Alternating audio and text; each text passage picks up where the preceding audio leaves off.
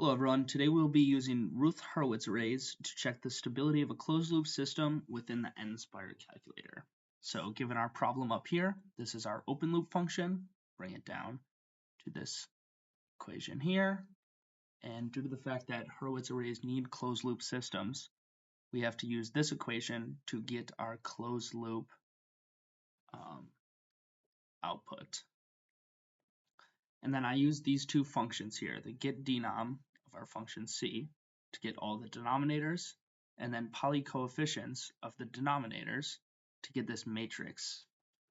And then this matrix is used to fill out all these values here from A0 up to A4, and because this is a fourth order system, we have to put an A5 of 0 in there. And then I go over to a spreadsheet, which you could get from hitting menu, list, and spreadsheets, or sorry, you'll hit control, page, and then insert a list and spreadsheet. I already have it filled out here. So starting from this top here, you have A0, A1, A2, A3, A4, and A5. And be sure when you're putting these in for these values, you make sure it is a variable reference for these. And now, working down, we'll have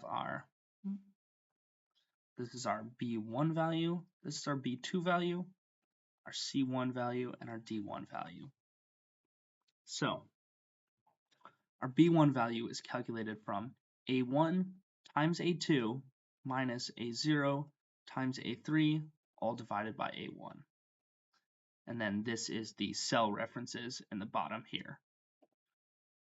Our B2 value is calculated from A1 times A4 minus A0 times A5, all divided by A1. These are again our cell references for the equation.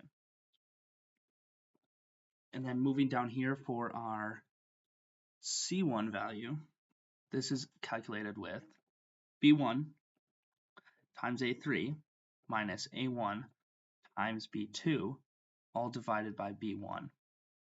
These are again, the cell references, and then bring down a 0 here to calculate our D1, which is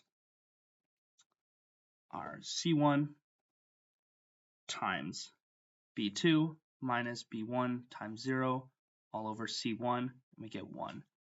And with these Routh Hurwitz arrays, if this first column has any sign changes, like here with the negative 23, we know the system is unstable.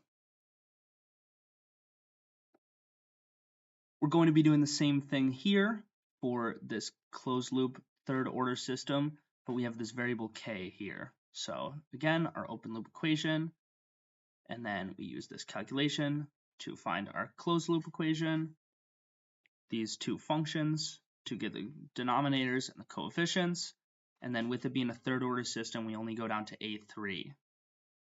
And then over to the spreadsheet now, A0, A1, A2, and A3. And then this value is our B1 value, which is again calculated the same way prior with A1 times A2 minus A0 times A3, all divided by A1. And then our C1 value calculated B1 times A3 minus A1 times 0, all divided by the B1 value. And then with this value, we know from previously that this side all has to be positive. So with this negative k, we know that our k value has to be at least less than 0. And then looking up here with this k plus 5, it has to be greater than negative 5. So we could go back and plug in some values to test that. Let's say negative 1. Yep, all positive. Negative 4. All positive. Let's try a bigger value, negative 9. Now we have a negative sign here, so it is an unstable system. And let's try 4. negative sign here, so unstable system. So the answer for K would be less than 0 and greater than -5. Thank you. I hope you learned something.